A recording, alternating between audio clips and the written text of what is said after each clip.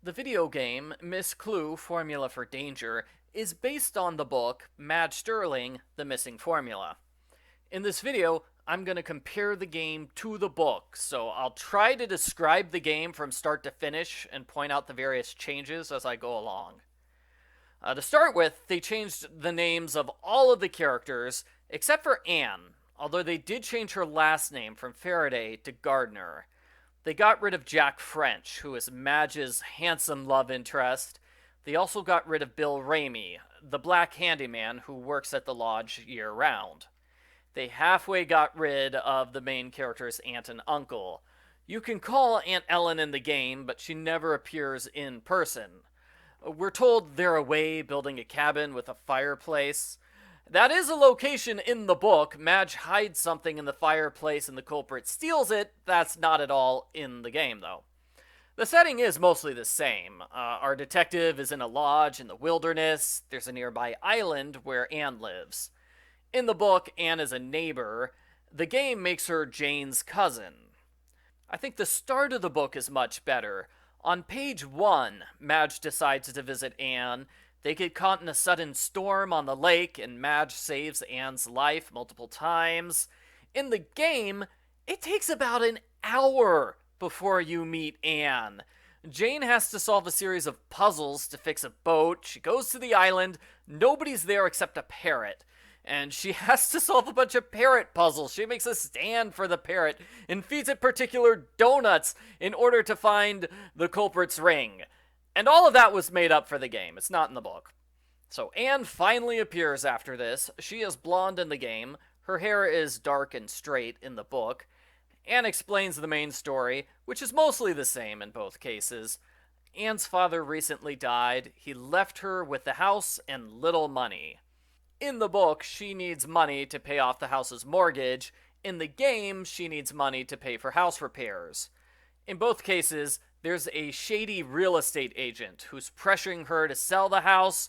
He's trying to cheat her. He's offering her way less than the house is worth. Anne's father left behind a top secret formula.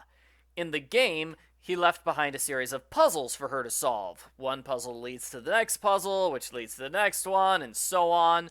Eventually, Jane gets a special chemical agent, spraying it on page 42 of the book Rikki Tikki Tavi reveals a formula.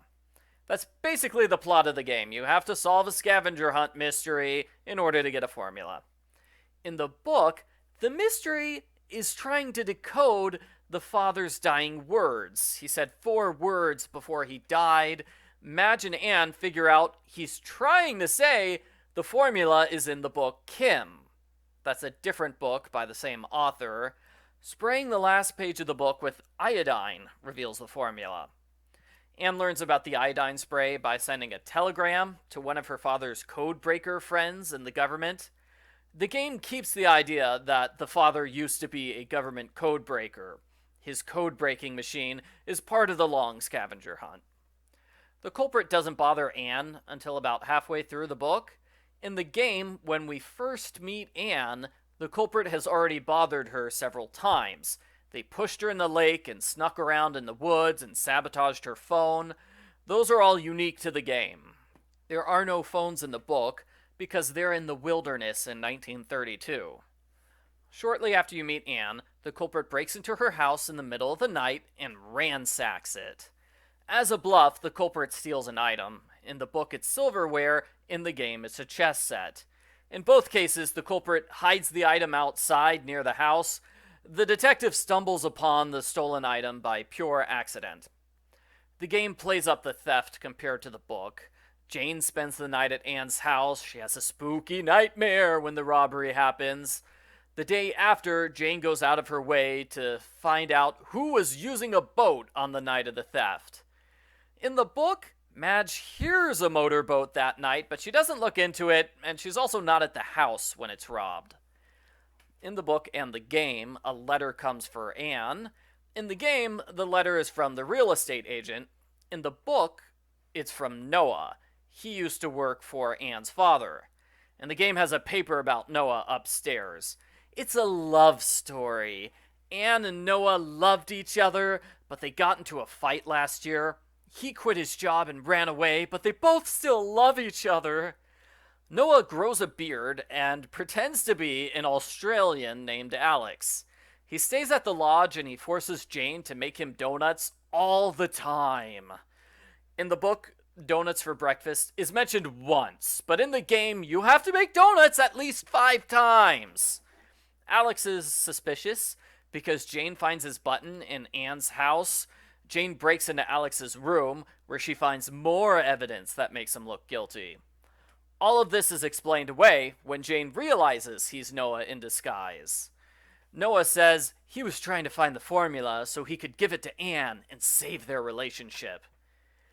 Jane realizes he's Noah in disguise because of the parrot. For whatever reason, Noah trained his parrot to say his girlfriend's middle name whenever you say a specific phrase. Everything I just said about Noah is unique to the game. In the book, it's almost the exact opposite. Noah is the culprit in the book. A year ago, Anne's father fired him for being villainous. Noah comes back for 2 reasons: to bully Anne into giving him more money, and to steal the formula to make himself rich. So in the book and the game, someone from the chemical company arrives by airplane. He is here to buy the formula, but he's distracted by fishing. He does absolutely nothing after that. He does fishing for a week straight. The game suggests he's secretly an imposter, which is a subplot that doesn't go anywhere. In the game, there are several puzzles inside the lab. Madge doesn't explore the lab in the book. Not really. She and Anne search the whole house a few times, but there's no room-by-room description of the search. In the game, the culprit traps Jane in the lab and turns on the gas. He also gives her a threatening phone call. In the game, the culprit learns the formulas inside a book because he was spying on the girls when they discover this information. In the book, Madge cheers when she figures out the formulas in a book. That draws everyone's attention. That's how the culprit learns about the book. The game adds a second scene of the culprit haunting the house at night. Jane explores a bit, only to find nothing. This is not in the book. Anne says it's creepy the culprit was sneaking around in their bedrooms. That is creepy, and it's not in the book, where the culprit deliberately avoids the bedrooms while searching the house. Also, it's just one bedroom in the book. Anne and Madge share the bedroom and sleep in the same bed. In the game, the real estate agent appears on the island to talk to Anne. In the book, they meet him in town. Anne and Madge go to town twice. First, to talk to the bank people, and second, to send a telegram. Neither trip to town is in the game. Jane finds a secret passageway in the lab, which leads to the culprit's hidden boating area, and a cellar where the culprit's been living. None of that is in the book. In the final part of the book, the culprit steals the book with the formula, then tries to escape. Madge and her love interest chase after him, and they capture him by taking a shortcut through the woods. In the game's final part, the culprit knocks Jane out and steals the book with the formula. She wakes up in the underground area and solves many puzzles to escape. She easily gets the book back because the culprit was dumb and left it in the same basic area as her. I'll steal Jane's book and hide it. Then I'll move her so she's right next to the book. She'll never find it! Ha ha ha ha! Jane solves another series of puzzles, and she gets the formula. There's a minor change. In the book, Anne is the one who reveals the formula. Anne isn't there in the game. It's just Jane by herself, so the culprit can attack her again. This time, Jane sees the culprit is the real estate agent. Like I said, Noah is the book's culprit, and he is revealed sometime earlier. Whereas the real estate agent is exposed as the culprit at the very end.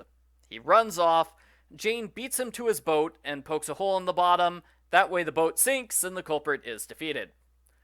The book and the game have the same general ending, where Anne sells the formula to a chemical company, which makes her enough money to live on for the rest of her life. The game adds a scene where Anne sings a love song about hot surfer guys. It's super weird and has nothing at all to do with the rest of the game. Surfing was never mentioned once.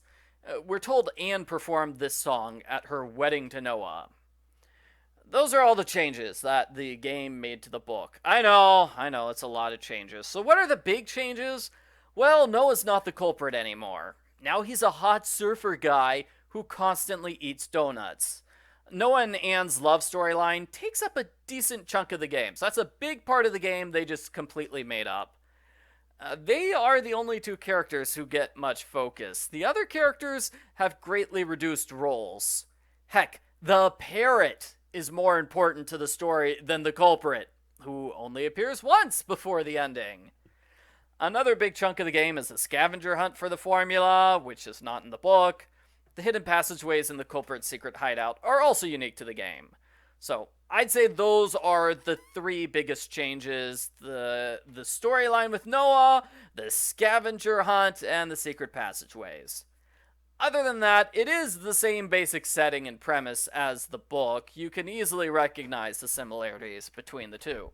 And that's all I have to say. Thanks for watching, everybody.